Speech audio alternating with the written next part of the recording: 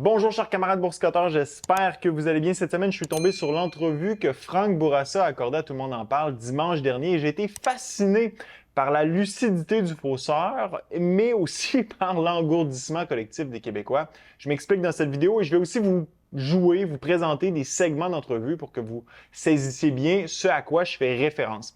Frank Bourassa, pour ceux qui ne le connaissent pas, c'est un Québécois de Trois-Rivières qui est ni plus ni moins que le plus grand faussaire de l'histoire. En fait, faussaire connu, parce que peut-être qu'il y a déjà eu des faussaires plus importants, mais qui n'ont jamais été attrapés.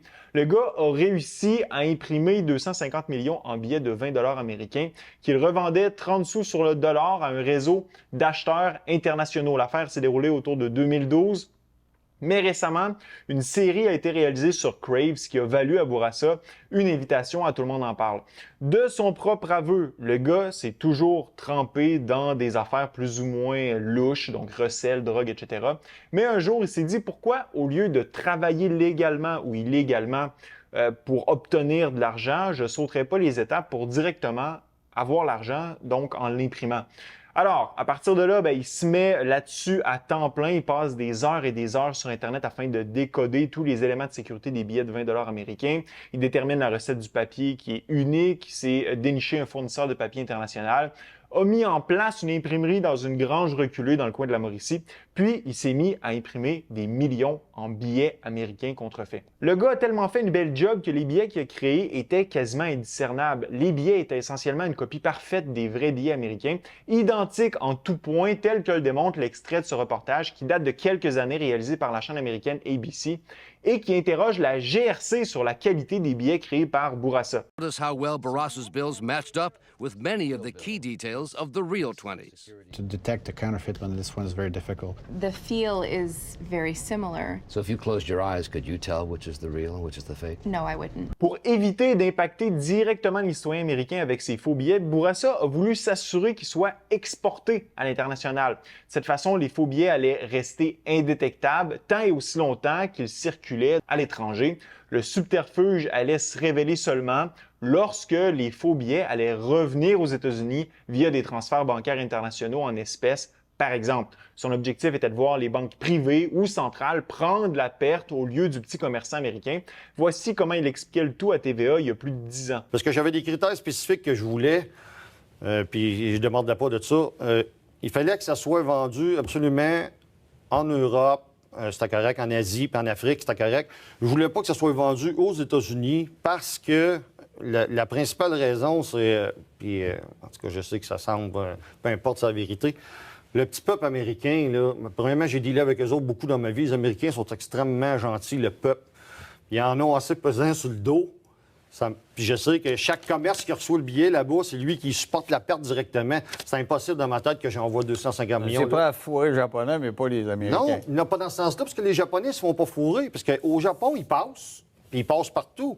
Ils vont revenir par la Réserve fédérale américaine aux États-Unis. S'il y a à être pris, parce qu'il n'y en a pas beaucoup qui l'étaient, c'est la Réserve qui vont le saisir. Oui, parce qu'ils n'ont pas saisi les 200 millions en question. Non. Au final, Bourassa a réussi à vendre pour 50 millions de faux billets et a remis les 200 millions restants aux autorités lors de son arrestation en échange d'éviter la prison.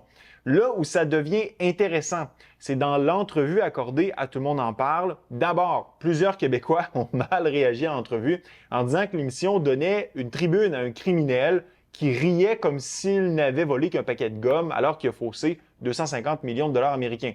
Par contre, ces gens-là, il y a quelque chose qu'ils n'ont pas compris que Bourassa met subtilement en lumière durant l'entrevue. Alors, on écoute ça. Mais est-ce que cet échange-là vous a servi davantage ou ça a servi davantage à la justice américaine? C'est sûr qu'on va dire que je suis biaisé, mais personnellement, je trouve que ça a bien servi dans le sens qu'ils ont retiré tout cet argent-là de la circulation, qui est une grosse affaire, parce que si quelqu'un le prendrait et le domperait sur le peuple, l'impact est gros quand même, là.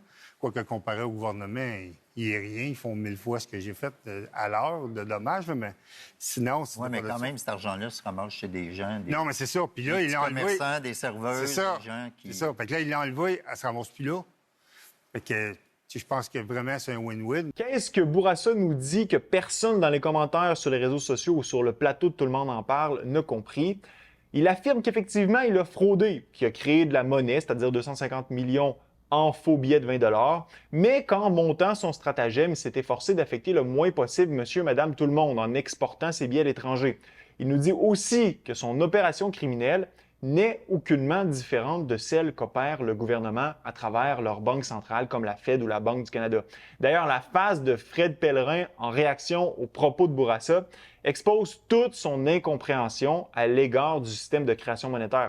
Quoique comparé au gouvernement, il n'y a rien. Ils font 1000 fois ce que j'ai fait à l'heure de dommages, mais sinon... Oui, mais quand même, c'est... En fait, ce que nous dit Bourassa, c'est que ces faux billets, qui étaient en tout point identiques aux vrais billets, étaient faux simplement parce qu'ils n'émanaient pas de la presse à monnaie du gouvernement. Autrement dit, le gouvernement s'adonne aux mêmes pratiques de répliquer des billets de banque, qu'ils soient numériques ou physiques, pour financer ses opérations. C'est ce qu'on appelle l'assouplissement quantitatif. Mais personne ne dit rien parce que c'est légal. N'empêche, la conséquence, elle est la même. Lorsque le gouvernement augmente la masse monétaire de billets qui circulent dans l'économie, tous les billets que vous détenez perdent un peu de leur valeur. C'est d'ailleurs ce qu'on appelle l'inflation. Et Bourassa affirme que ce phénomène, pourtant légal, est beaucoup plus destructeur que les tout petits 250 millions qu'il a pu imprimer. On vit d'ailleurs toutes les conséquences de cette dilution de masse qu'a opéré le gouvernement chez nous au Canada ou aux États-Unis au cours des dernières années en réponse aux mesures de confinement liées à la pandémie. Hausse du coût de la vie, crise du logement, hausse du prix des aliments, perte de pouvoir d'achat, sublimation des économies des citoyens, grève, etc. Bourassa a réussi à mettre en relief le double standard de notre système monétaire. Les bureaucrates impriment des billets pour financer le gouvernement sans conséquences pénales, tandis que les petits faussaires sont stigmatisés. Bourassa, ayant créé 250 millions en billets, en faux billets, admet avoir fraudé, mais son acte n'est pas si différent des actions des banquiers centraux.